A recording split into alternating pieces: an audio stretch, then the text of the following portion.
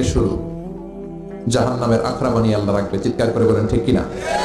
এই জন্য আমি সবসময় বলি, নেতা নির্বাচনের ক্ষেত্রে খুব চুজি হতে হবে আপনাদেরকে। সাবধান, সামনে নির্বাচন না, আমার ভাই তোমার ভাই এগুলো নিষেধ, এগুলো বলা যাবে না। এই যে বলে দিচ্ছে উপস্থাপক, কোনো আমার ভাই তোমার ভাই চলবে না, চলবে লিল্লাহি তাকবীর, আল্লাহু আকবার। তবে ভোটটা যেন ইসলামের পক্ষে যায়, কোন দলের পক্ষে কোনো মাহফিলে কথা বলা যাবে না, কারণ এটা সবার প্রোগ্রাম।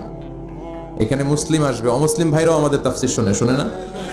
অনেক অমুসলিম তার নাম পরিবর্তন করে এফিডেভিট করে শাহাদা বাক্য করে মঞ্চে ঘোষণা দেয়, আমার নাম ছিল সুভাষ চন্দ্র দাস, আজকে থেকে আমি আব্দুল্লাহ।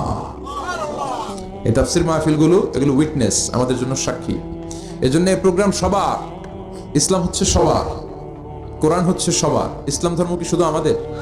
কথা বলেন। এটা সবার জন্য আল্লাহ পাঠিয়েছে। এটা হিন্দুদেরও ধর্ম, এটা খ্রিস্টানদেরও ধর্ম, এটা সবার ধর্ম। কিন্তু ওরা না মানলে আমরা কি করব? কথা বলেন। কোরআনটা কি শুধু আমাদের? এটা গোটা মানব মণ্ডলীর। বিশ্বনবী রহমত শুধু আমাদের? রাহমাতাল লিল I have sent you as a mercy and blessing for the entire world, for the entire universe. ও নবী, আমি আপনাকে গোটা বিশ্বের জন্য রহমত করে পাঠিয়েছি। শুধু বলেননি যে মুমিনদের জন্য রহমত করে আপনাকে পাঠিয়েছি, মুত্তাকিদের জন্য রহমত করে পাঠিয়েছি, এমনটি বলেছে? সবার জন্য। তাফসীর মাহফিল সবার, এখানে সবাই আসতে পারবে, আস্তিক নাস্তিক, হিন্দু বৌদ্ধ খ্রিস্টান মুসলমান সবাই আসতে পারবে। ওদেরকে আসার সুযোগ করে দিতে হবে, তাহলেই না ওরা ইসলামের সৌন্দর্য দেখে ইসলামের প্রতি আকৃষ্ট হবে। চিল্লায় বলেন ঠিক কিনা? বিশ্বনবী যুদ্ধ করে ইসলাম কায়েম করে নাই। অনেক কাফিরের আন্ডা বাচ্চা আছে বিশ্বনবীর চেহারা দেখেই কালিমা পড়েছে, অন্য কিছু না। অনেকে আছে বিশ্বনবীর সুললিত কণ্ঠের তেলাওয়াত শুনে কালিমা পড়ে মুসলমান হয়েছে। আমরা কোরআনের তেলাওয়াত শুনতে চাই না, কিন্তু কাফির মুশরিকেরা পত্তলিক যারা সারাদিন মূর্তির পূজা করত, তারা রাত্রিবেলা লুকিয়ে লুকিয়ে বিশ্বনবীর কণ্ঠের তেলাওয়াত শুনতে যেত। বিশ্বনবীর কণ্ঠের সাথে পৃথিবীর কারো কণ্ঠের কোনো তুলনা হতে পারে? সবচেয়ে সুন্দর কণ্ঠ ছিল দাউদ আলাইহিস সালামের। ওনার কণ্ঠের তেলাওয়াত শোনার জন্য আকাবা উপসাগরের তীরে বসে যখন উনি জাবুর কিতাব তেলাওয়াত করতেন, আমাদের কোরআনে 114টা সূরা আছে, ওনার জাবুর কিতাব 150টা ছড়া ছিল। কি ছিল? ইসলামী ছড়া গান। এই ছড়া নাশিদগুলো তিনি পড়তেন। এগুলো শোনার জন্য সাগরের মাছগুলো সাগর ছেড়ে দিয়ে কিনারায় চলে আসতো। সুবহানাল্লাহ বাড়িতে যেয়ে বললেন, সুবহানাল্লাহ বলতে নিষেধ নাই তো না? এটা বলা যাবে। চিল্লায় পড়েন সুবহানাল্লাহ। আকাশের পাখি নিচে নেমে যেত, জঙ্গল ছেড়ে দিয়ে প্রাণীগুলো ওনার কাছে চলে আসতে, পড়েন আল্লাহু আকবার। কিন্তু ওনার কণ্ঠকে বিশ্বনবীর কণ্ঠের চাইতে বেশি সুন্দর। বিশ্বনবীর সাথে কোনো কম্প্যারিজন চলে না। No comparison with our beloved prophet, the last messenger Muhammad sallallahu, he is out above of any kind of comparison.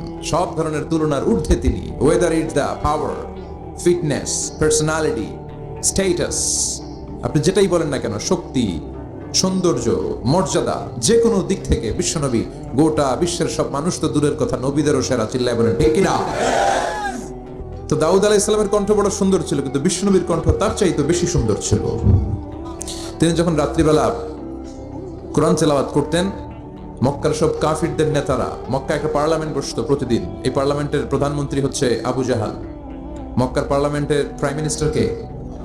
কথা বলেন।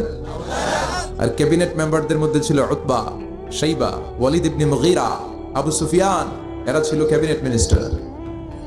তো তারা সবাইকে নিষেধ করত, মুহাম্মাদের কণ্ঠের কোরআন তেলাওয়াত শুনতে কেউ যেতে পারবে না, কারণ যারাই কোরআন শুনতে যায় সব মুহাম্মাদের মুরিদ হয়ে যায়। সুবহানাল্লাহ কইবেন না? হজের সময়ে লক্ষ লক্ষ মানুষ গোটা বিশ্ব থেকে হজ করার জন্য আসতো। মক্কা শহরে ঢুকার কয়েকটা গেট ছিল। আবু জাহাল ওই গেটে কিছু লোক ফিট করে দিল যে যারাই হজ করতে আসবে এদেরকে বলে দিবা যে আমাদের এলাকায় নতুন এক পাগল আসছে, এই পাগলের নাম মুহাম্মদ ইবনে আব্দুল্লাহ। পড়েন না আউযুবিল্লাহ। খবরদার, তোমরা হজ করতে আসছো ভালো কথা, হজ করবা, খেজুর খাইবা, জমজমের পানি নিবা, মাগার মুহাম্মাদের কাছে যাইবা। ওর কাছে গেলে সবাই কি হয়ে যায়? যারা যায় এরাও পাগল হয়ে যায়। সব মক্কার গেটগুলোতে লোক সেট করে দেয়া হলো। হজের মৌসুমে জিল হজে ঢুকতে লাগলো লোকজন। আবু জাহেলের সেট করে দেয়া লোকজন বলল, কেউ যাবা না মুহাম্মাদের কাছে, ও একটা পাগল।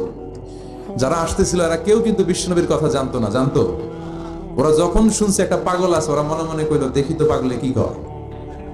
তার মানে অপপ্রচার কেমন যেন প্রচার হয়ে গিয়েছে। সুবহানাল্লাহ পড়েন। তো আমাদের বিরুদ্ধে অপপ্রচার করলে আমাদের প্রচার হয়ে যায়। আমাদেরকে জেলখানায় ভরলে আমরা জেলখানার সবগুলারে আল্লাহওয়ালা বানাই দিই। চিল্লায় বলেন ঠিক কিনা?